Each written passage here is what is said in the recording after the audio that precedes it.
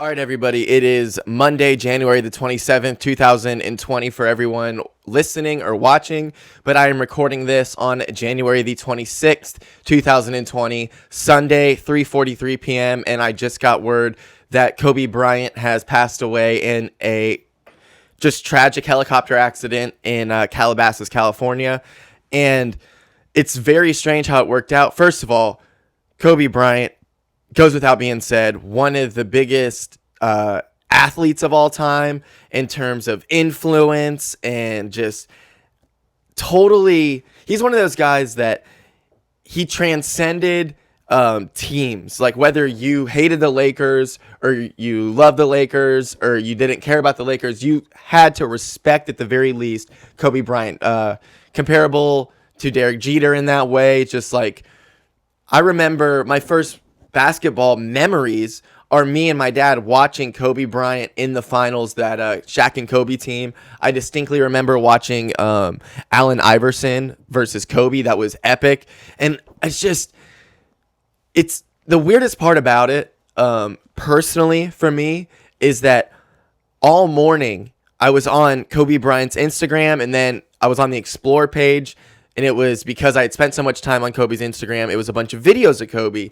And the same thing happened with Brody Stevens. So when Brody Stevens took his life on a Friday night, that Friday afternoon when I got home from work, I watched the 10% gay clip from when he was on Joe Rogan years and years ago.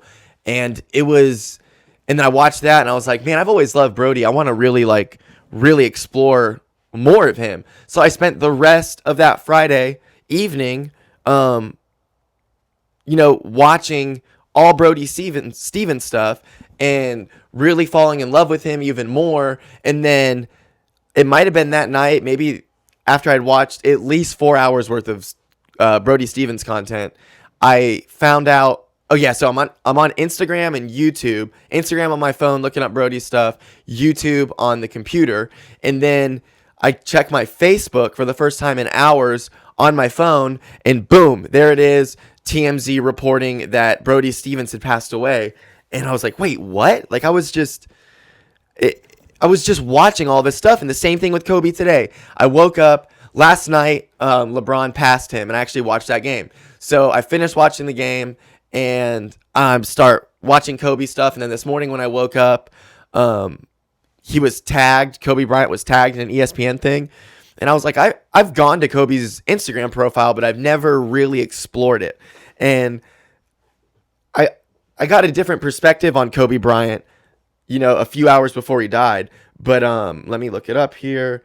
So basically his Instagram profile, now that he is retired and becoming an ambassador for so many different things, I see how family oriented he is, how proud he is of his kids, how he just had a baby not too long ago, definitely within the past year and a half. And it's heartbreaking. It really is heartbreaking to see all these kids lose their dad, And sure, you can get negative and say, oh, what about when Kobe was accused of rape and all that, blah, blah. I don't know about any of that. I was too young. I don't know about it. All I saw was him playing basketball, and all I see now is the man that he has either turned into or puts up a facade of who he is, but it seems pretty genuine. And he's writing books. I guess, I don't know. It's called Legacy and the Queen. And it's about a tennis player, this young girl, who has to go through a bunch of challenges. It's basically a book. It's not feminist, but it's meant to inspire young women. And he has all daughters. And all of his posts are his kids doing what they love in their sport, and you can see how proud he is. And it's just beyond the celebrity and the public mourning of it, brutal that he is now taken away from all of these kids. So rest in peace, Kobe Bryant. You were an influence on me. I never played basketball recreationally, and he was my first, like, when you play in the neighborhood and you call who you are, I was always Kobe until Dwayne Wade came out. But he was the only time. He was the first basketball player that I watched that made me fall in love with the game of basketball as a spectator. So thank you very much, Kobe Bryant, for introducing me to the game of basketball. And thank you for everything you've done globally. Thank you for the body armor drink. It's delicious. And just rest in peace, man. It's totally sucks. And condolences goes out to the family. I'm very sorry. I've lost a parent at a young age. I was 20. But, I can't imagine what they're going through right now because it was so sudden, especially for it to be a night where, yeah, LeBron James passed Kobe in terms of the all-time scoring list, points per game, not points per game, just points. And it was still a celebration of Kobe, It made people who weren't hip to how good Kobe was have to go back and be like, oh, LeBron passed him. Let me see what Kobe was up to. So just eerie that it happened the night after LeBron passes him, excuse me. Like there was already so much attention on Kobe. And at any point, even if he died in 30, 40 years from now, it would still be the biggest story in the world for that day. But for it to be the night after he is passed by LeBron James when he's so in the zeitgeist right now, and for him to be taken like that is absolutely brutal. Also, rest in peace to everybody else in the Daisy. Got my sliding glass door open. I'm letting Daisy be out there so she can apparently just bark at ducks. I thought she was going to enjoy the beautiful day, but instead she is barking at what I guarantee you is a group of ducks. And those ducks know that Daisy won't jump in, so they come and they just like mess with her. They like antagonize her. I don't get it. It's like a game they play because they know, by now they know Daisy's not going to jump in. It's been a year and 4 months of me living here. They've got Daisy down in terms of what she will and won't do. But so moving forward now, as we continue, I was going to close with this, but because the way that it started out with Kobe Bryant passing away, and I got in this sad mode and reflective mode, I wanted to not make a sad podcast and make a fun. When I can just keep going and going and going is when I get my blood boiling. I get a little aggressive. I get a touch angry. And yesterday, I'm taking Daisy out for a walk. And as you saw, if you watched the smoke break video out of my car the other night, I have poop bags on the leash. So Daisy goes pee. And she's a dog, so she squatted down. So I guess to a dumb fucking idiot who isn't paying attention at all, and especially because the woman, basically, so I can, what I'm about to say will make sense. A woman stopped and told me that I need to pick up Daisy's dog poo, even though she didn't poop. But she was coming from an angle to where she would be able to see Daisy's ass was pointed at her. So she should be able to see that no poop is coming out, that it is just pee, but she's an old dumb cunt, so she gets upset. And she's wearing like all Ross. This is an old white woman, at least 70 years old. I'm going to say at least 65 because maybe she lived a hard life and looks like shit. I don't know. But she's wearing all Rasta earrings, Rasta necklaces. Some people would say it was cultural appropriation. I would never say that because that's a ridiculous idea to me. There's definitely some cases where it's disrespectful, but I would say 99.999% of the time that it's cultural appropriation. That was in quotes for the people listening, not watching on YouTube, which go to YouTube, search CJ Couch Talk, you'll find it. Or maybe you're a watcher and you want to just listen to the audio as you go about your day. Maybe you're working, you're not allowed to watch stuff. On any podcast platform, search Couch Talk, subscribe to the one with the green. There's two of them. The green one is the one.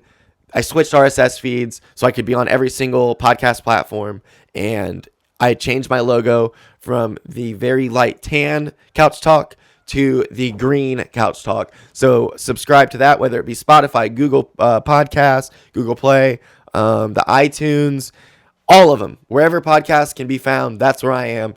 Follow the green guy there. And the only one, actually, now that I think about it, where if you search it, two will pop up of the Couch Talk feeds is on Apple iTunes, that podcast app, and on SoundCloud. But I don't think too many people are going there, so excuse me. Just for everything else, you'll see Couch Talk. It's up there on Spotify. It's everywhere.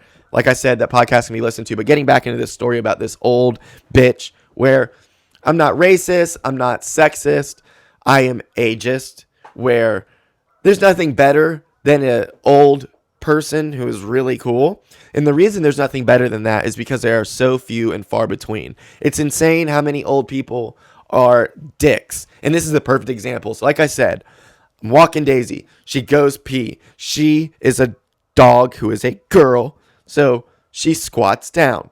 She's peeing. This woman, all Rasta stuff. She should be, hey man, what's going on? She stops. Daisy goes pee, takes a couple steps. She stops, puts her window down, and goes, excuse me, you need to pick up your dog's poo. And I looked at her, I showed her the poop bag, and I was like, I agree, I should pick up my dog's poo. And she's like, well then why aren't you? And I was like, ma'am, my dog just went pee. She didn't go poo.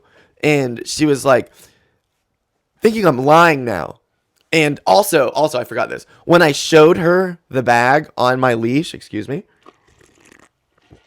when I showed her the bag on my leash, she hit me with this. Yeah, well, a lot of people, I just made my chair go down, Whoop. She goes, a lot of people put those bags on their leash so that it looks like they're picking up their dog poo, but they really aren't. And I was like, well, I'm not one of those people. I really believe in dog poop karma more than even real karma, where if you don't pick up your dog poo, you step in it. And she goes, well, you just need to pick up your dog's poo. That was her response to what I just said. And I was like, get out of your car and walk over there because there's no poo. If you find poo, that I'll pick it up. But I watched her pee. She just peed. She did not go poo. And she goes, oh, well, I'm late for church, so I'm not going to do that. And I said, well, it didn't stop you from being late. So get out of your car and go over there and look and see that there's no poo. And she goes, oh no, I'll do it on my way back. And I said, no. You just did yourself a favor by stopping and letting out your frustration on me. Do me a favor now. Walk over there and I want you to apologize to me because there's no poo. And she goes, I'm late for church. I gotta go. And I go, oh, you know what? God bless you. And she goes, I'll check on my way back. And I was like, good.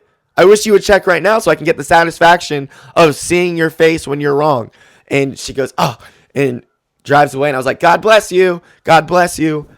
I'm sick of these old, miserable bitches. Old, miserable bitches. It's just, So, something, just moving forward now. So, something that was pretty profound that I'd already started this positive push.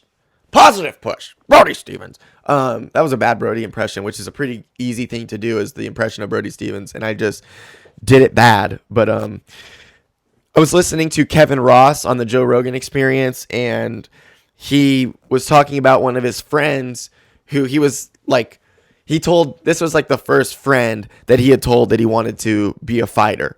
And the guy was like, why don't you do it? And the kids ended up dying of some disease or something at a really young age. And he said, he was talking about how that friend would have kicked his ass because here he is just drinking and being a loser and staying stagnant. And his friend, burp break, his friend didn't even get a chance to fail at pursuing a dream. And I know that's such an obvious thing, but until you hear it out loud and it's said in a genuine, real way, not the motivational speaker, go get your thing going. It was said like for real. It really struck a chord with me, and I got to really figure out what my dreams really are beyond what I am just influenced by in the moment that I think is cool. That is a quote unquote dream. Like, I don't know what is necessarily my dream and what is me looking at other people going after their dreams and like lusting over that and looking at that like, wow, that's something that I want to do. So I got to really figure out what my dreams truly are. And I've been thinking about it a lot, and I don't think it's something that I want to say on here. I mean, obviously, having this podcast turn into something that is my only job is the dream. But to make that happen.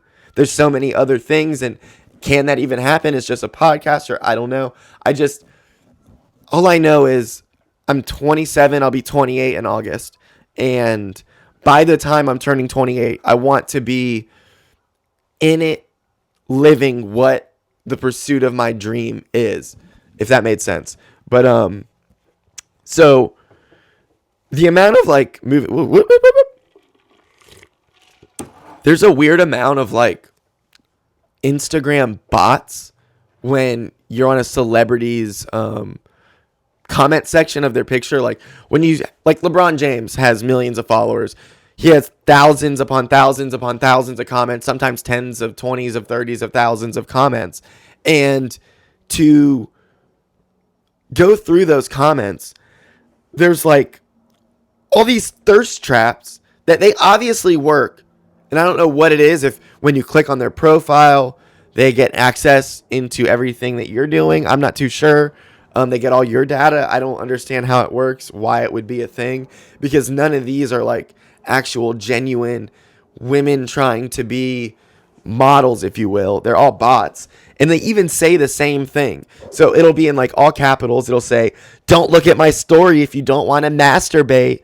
And masturbate is spelled like in all capitals, M space A space S space T space U space R space B space A space T space E space. Also, how many people knew that masturbate was spelled M-A-S-T-U-R? How many people thought it was spelled M-A-S-T-E-R? So thank you, autocorrect, for teaching me how to spell masturbate correctly for when I have to write a paper or something. I won't look like a fucking idiot not only using the word masturbate in a picture. That makes you look like an idiot depending on topic.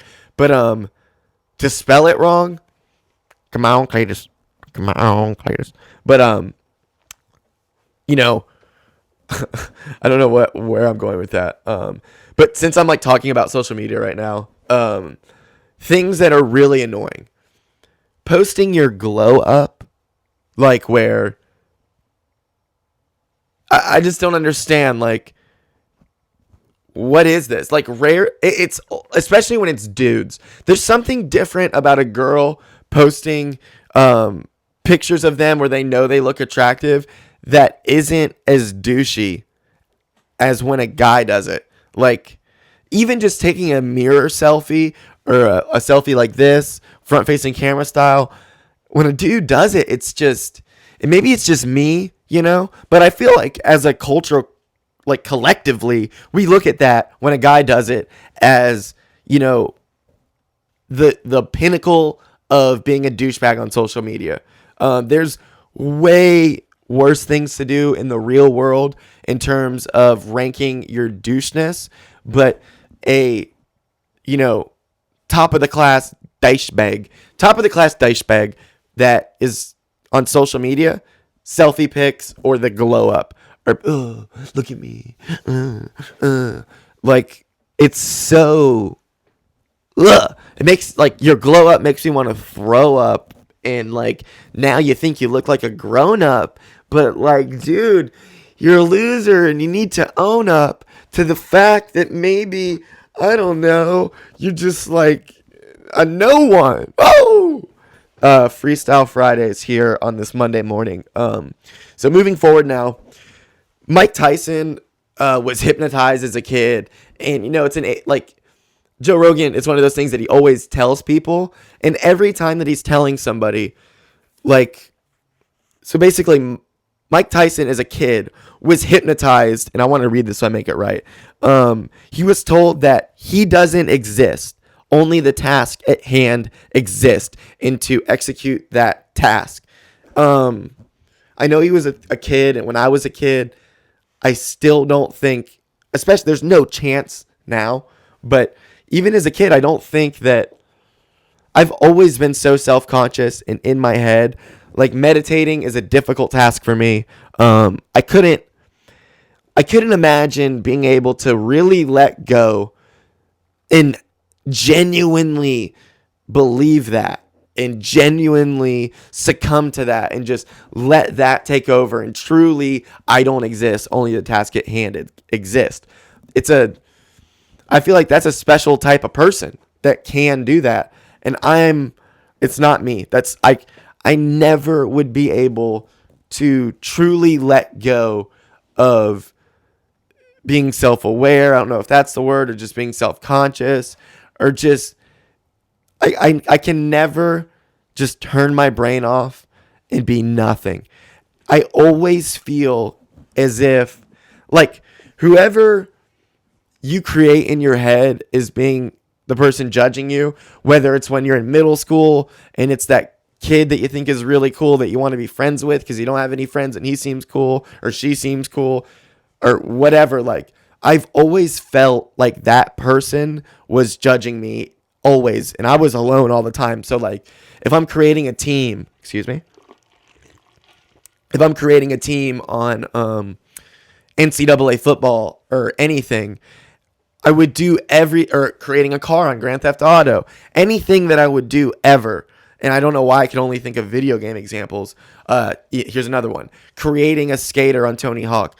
I would always think that the person or a person, it's not even a single real person. It's like an amalgam of all the different people, if that's a word, of all the different people that I want to impress, all judging me in my head at once. Like, they're all going to see this football team that I created, and are the jerseys cool, and this skateboarder, like, does he look cool, and blah blah blah. And it got to the point where it never happened where someone would ever come over and be like, dude, that's the skateboarder that you chose, that's who you created. But I would randomize it so that when like in my head that I thought it would happen where somebody would say that stuff, so I would be able to honestly be like, nah, dude, I just randomized. I didn't pick that. Because now, to me, when I see somebody else, like my last roommate, a couple roommates ago, we were playing PUBG, and I would always make fun of him for creating I would always be like, dude, is that what you think you look like? You know what I mean? Just to fuck with him, because he created a cool looking dude, you know? Excuse me. And I don't know. I've never been able to let go of whatever that is. It's always controlled me. It's doing it right now. I've gotten to the point now where this is actually when I ignore it the most, when I'm doing this, because I know that if I let it take over, then I won't be able to do this. So that's, I think, the most beneficial part of me doing these solo episodes for my own self, is that I get to turn that voice away and truly express my thoughts without, and it was a total opposite at first. When I first started doing this, it was more vocal in my own head, and that voice had more control, and I would devil's advocate everything that I said, and even devil's advocate the devil's advocate of what I was saying. And now I truly feel like this is where I am strongest, because I have learned to turn that off. And I don't know what I'm saying, but I am saying that I would never be able to be hypnotized, for one. And if I did get hypnotized, I don't think that whatever was said to me or influenced upon me while I was under hypnosis, I don't think any of that would continue to have an effect on me as soon as I was done being hypnotized. So moving forward now, one thing I noticed, because I barely listen to rap music anymore, and I've been trying it out because I listen to such depressing music, and I noticed that when I was like my most confident as a person, when I was like fucking 15, 16, 17, and it really stopped at 18 when I was in college. But when I was like my most confident, I was listening to rap and like, I'm the shit, motherfucker, all that. Like, I felt that, you know? And I didn't like that version of myself, but at least I was confident and happy and like living in this blissful world where I was awesome, you know? So I've been trying to get back into it, and there's a lot of bad rap songs, and maybe I just am listening to the wrong rap music. And what I find myself is just going back and listening to all the rap music that I used to listen to in 2007 and 8 and 9 and a little bit of 2010. Nah, I mean, it went in from a little bit of 2011. But I know a rap song is good once I start, like I'll just be doing stuff. Like, I'm going to put the mic down now.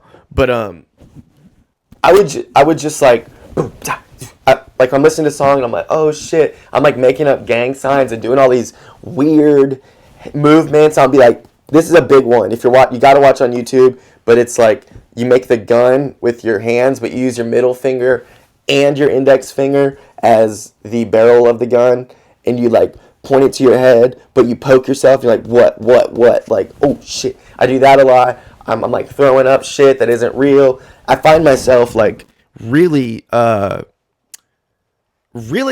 using rap hands, my rap hands. Shout out Joe Budden. I believe that's where I learned that term, on the Joe Budden podcast.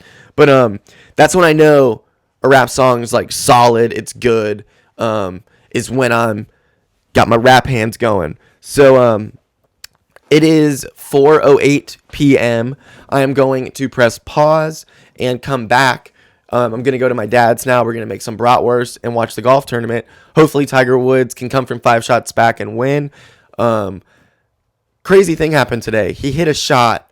It bounced again, went into the hole, hit the bottom of the hole, and came back out.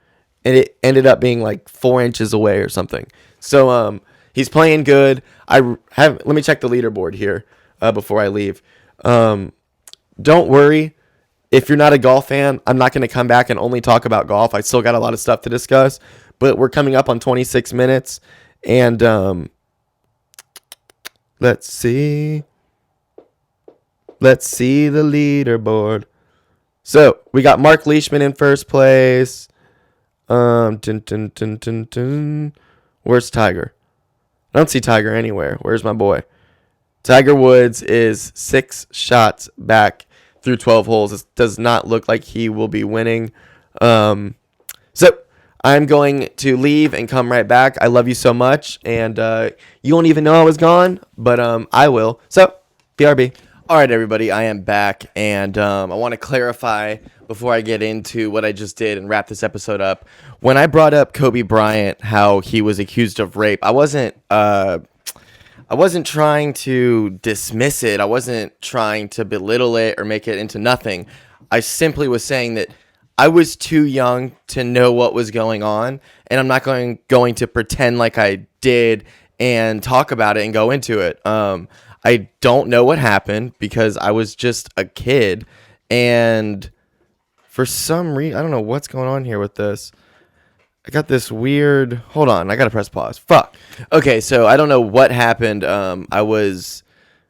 Like, when I record on GarageBand, it just continues and continues and continues. And it said it was still recording, and it was still recording, but it stopped continuing, and it stopped showing the waveform at all. And even though it said it was recording, there was no proof of it actually recording. It was very weird. But I pressed pause right there, and it just fixed itself. So I don't know what just happened. But like I was trying to say, I wasn't dismissing Kobe Bryant and saying that he didn't rape or he did rape. I don't know. I'm not too sure. And I'm not... It's not that, like, I don't care. It's that it was when I was a kid, and as much as, like, Kobe Bryant he has an effect on my life, but not really. Like, I enjoyed watching him play. I'm sad that he died, but he's not somebody that, like, I don't know. Like, he meant a lot to me, but I was such a young kid, and I was never a big basketball person, that what matters to me about him, beyond how he was, like I said, the first person I watched play basketball and made me want to continue watching, is how he's affects people globally and is so disciplined. That's like what I take from him, is discipline. He was so disciplined. So I'm not too sure if he did rape her or did not rape her. I don't even know if they settled out of court, if he was found innocent or found... I don't know. That's how much I don't know about it. So I didn't want to talk about it because I don't have an informed opinion on it at all. And I feel like that's extremely irresponsible. I wasn't trying to dismiss it. I wasn't trying to say that it's no big deal if he did or he didn't. Who cares? He's a great basketball player. Like, that's not at all what I'm trying to say. But moving forward, I watched the final round with my dad of the Farmers Insurance. It's at Torrey Pines. Tiger Woods, like I said, he was in contention. He didn't end up winning. I'm sure he came in the top 10, at least top 15. Shout out Mark Leishman. He won, 5th time winning on tour. It's so strange how when Tiger doesn't win, that's not what I meant to say. When Tiger's in contention, it makes watching it so much more enjoyable, whether he wins or not. Even what I was trying to say is when Tiger doesn't win, it's still better to watch than when Tiger wasn't playing golf. Like, it's so strange. But Rory played good, but not on Sunday. John Rahm, same thing. Not going to get too into the golf, but I had a great time with my dad. On the way to his house, I picked up bratwurst and some hot dog buns, and I also got Daisy dog food. But he makes great bratwurst. I make great bratwurst. It's pretty easy to make. You just boil them in beer and then on a frying pan, fry them up on the stove. Absolutely delicious. You can also cook them on the grill, but I'm indoors, baby. I ain't starting up some grill and going through all this stuff to make some bratwurst there. But one of my favorite things to eat is bratwurst, and I make them really good. But there's something, my dad makes them awesome. My dad makes them awesome as well, and it was nice. He made them. I crushed them. I just ate 2 before this, and I ate another 2 during. So I've already eaten 4 of them. I have 2 left, and I'll be eating those probably after this. So a 6 bratwurst day is a good day. But it was really cool to hang out with my little brother, and I was doing voices with him and like playing characters, and he was cracking up. And it's so cool to see like a baby just crack up. It's strange, and it's like, I would love to know what is funny to him about it. You know what I mean? Because is it my face? Is it just hearing like a weird voice you've never heard before, and it's like funny sounding? I guess I don't know. Excuse me. But great feeling to make him crack up. Like, it's awesome, and make him smile and make him look at you like, what's going on? And it's just I also like talking to him like how I'm talking now, just like normal, because he's more engaged, I feel like, than when you're like, hey, little buddy, like, which it's really hard not to do that. But I love being like, so what's up, dude? How was your day? Or he had just woke up, so I was like, how'd you sleep? And he was like, and I was like, oh, it was good. I was like, it was a good sleep, dude, yeah? And he was like, and then like, I wasn't saying he was responding like yes, but when you talk to him normal, I feel like I get more of a reaction out of him.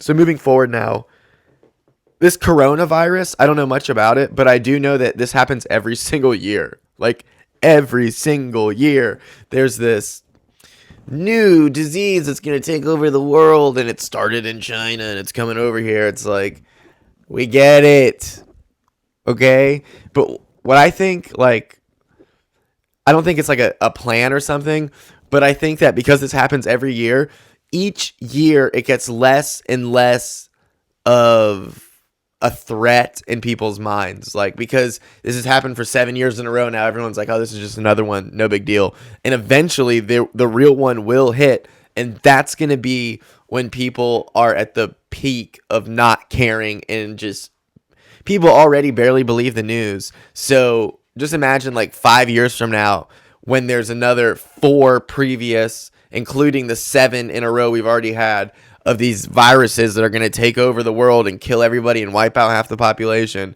and people are just so dismissive of it, and then it hits. You know what I mean? Like, I think that's how, like, if we get wiped out by a disease, it's going to be just like that, because that's the path we're setting ourselves up to walk down. So shout out the coronavirus. I'm not afraid of you at all. In no way am I even considering that I will ever get the coronavirus, and neither are you. None of us actually think we're going to get it, and yet it rules the news.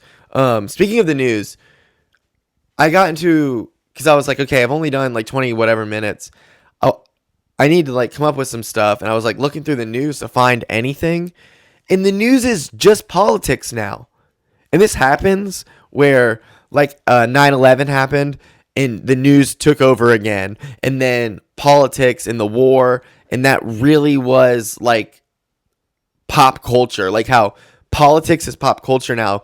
It was a lot like that in the years, 2 years, 3 years after 9/11, probably up to 2005, and then it just went away again. And I'm wondering, when is this news bubble going to go and just burst and people go back to being disinterested in politics? Because, like, it's, think about how crazy it is that a war just went away because so much gets shoved down your throat, and it's happening. Like, the reaction to Donald Trump conversations now is like an eye roll, and it's gonna go away because it was too shoved down people's throats, like politics in general.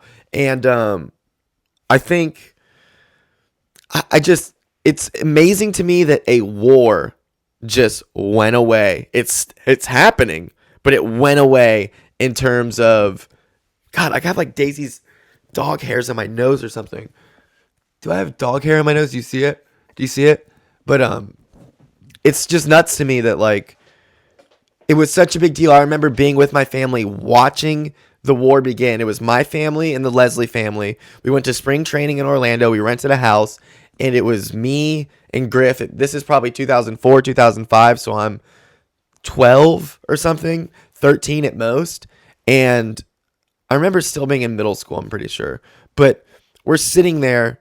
Maybe it was 2003. I don't know. But we're sitting there as, like, all of us huddled around the TV like it's an event to watch the beginning of the bombs in Baghdad. And it was in Afghanistan as well, I think. I don't know. But I know for sure Baghdad was getting lit up. And we were, like, cheering it on. And then the news was continuing to thrive, and people were watching it nonstop, and Fox News and CNN's ratings were through the roof. And then the war continued, and people stopped watching, and people stopped caring. And that's what's going to happen with politics, because it's too much. Remember when, like, people think, oh, all these actors now, blah, blah, blah, all they do is, and all these musicians are trying to make political statements. The same thing was happening. Kanye West saying George Bush hates black people. You got the Dixie Chicks, remember that? They talked out against him at some award show. Like, it's always this, where we get this influx of politics becoming pop culture, and then it just disappears. And I wonder when that will happen. I think even if Trump wins again, it's going to continue, which he will win again. And I don't say that because I support him, and I don't say that because I have no faith in the country. I say that because of exactly what I'm saying. Politics getting shoved down people's throats, and people having enough of it. And all these ideals being shoved down people's throats, and people having enough of it. And I think most people's answer to trying to make that stop is voting for Donald Trump. I don't think that's the answer, but I guarantee you he wins again. Guaranteed. There's no way he loses. It's like a lock. It's a lock, okay? So even though that will happen, I think that he will, or the news, it's going to continue down this path of people being less and less interested in it until finally people are completely disconnected. And that is when Trump will get his chance to do all the evil shit that people believe that he will do. I think that if he does it, that's when it would happen.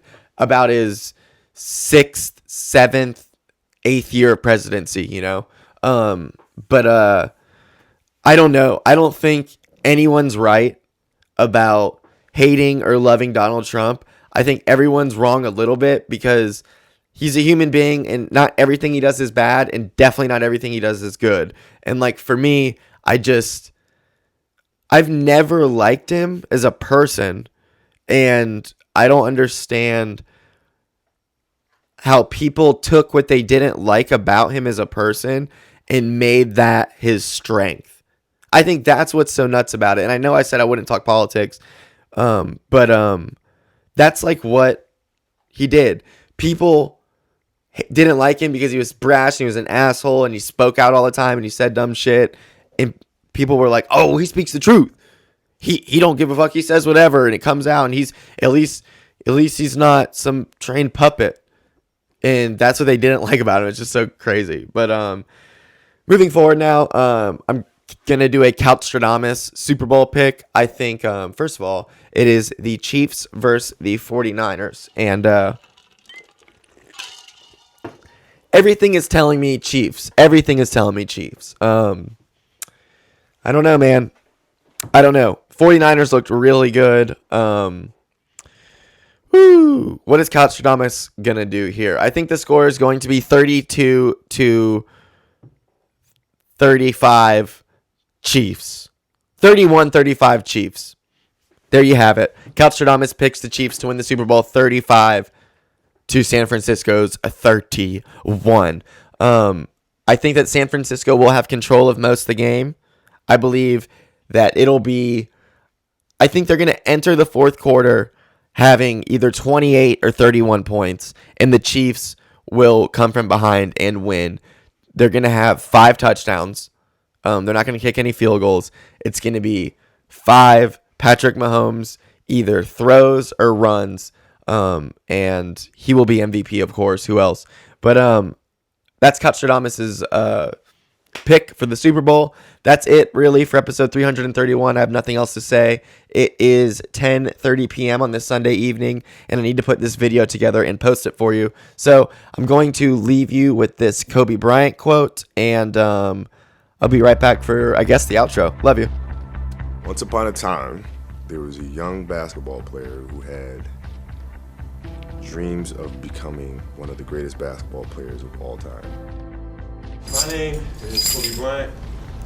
I'm 17 years old with the hunger, the motivation, and the desire to be the best possible basketball player that I could be.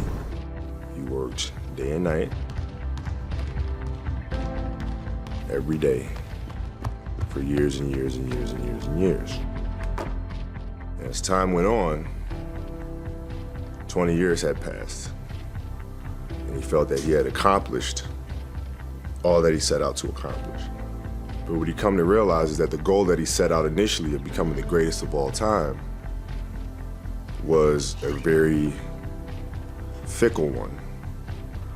And what he realized that the most important thing in life is how your career moves and touches those around you and how it carries forward to the next generation. But he realized that's what makes true greatness. Well, the story would be about transformation of a kid looking inwardly to then growing up and understanding the importance and the power is looking outward.